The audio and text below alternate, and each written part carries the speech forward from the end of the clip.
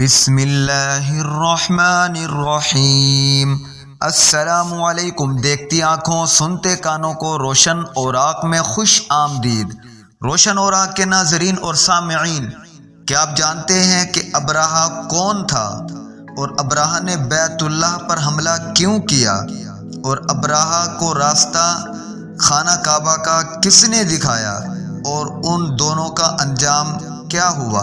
اگر نہیں جانتے تو اس ویڈیو میں آپ جانیں گے۔ جاننے کے لیے ویڈیو کے اینڈ تک جڑے رہیے گا۔ روشن اوراق کے ناظرین اور سامعین، ابرہہ حبشہ کے بادشاہ کی طرف سے یمن کا گورنر تھا۔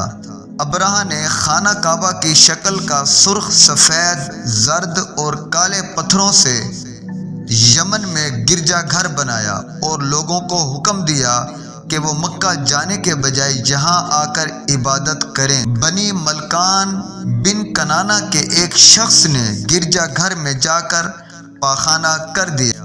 ابرہہ غصے میں آیا اور اس نے خانہ کعبہ کو گرانے کے لیے منصوبہ بنا لیا اور نبی علیہ السلام کی پیدائش سے 50 یا 55 دن پہلے ماہ محرم میں فروری کے آخر یا مارچ میں وہ اپنا لشکر لے کر مکہ آ پہنچا، اور ابرہہ پر جب اللہ کا عذاب نازل ہوا تو اس کو اللہ تعالیٰ نے نشان عبرت بنایا۔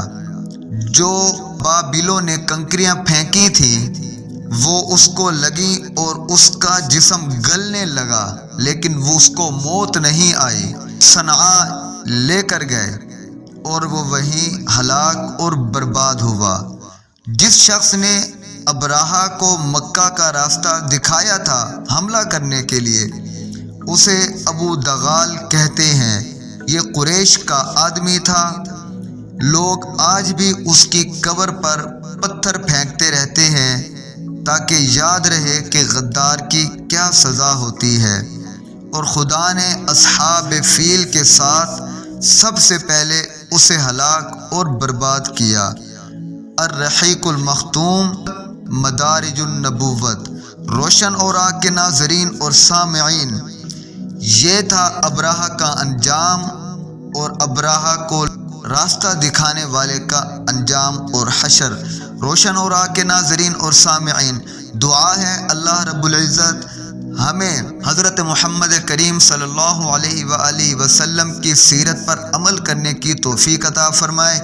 اس طرح کی مستند اور اسلامک ویڈیوز دیکھنے اور سننے کے لیے چینل کو لائک کیجیے، شیئر کیجیے اور سبسکرائب کیجیے۔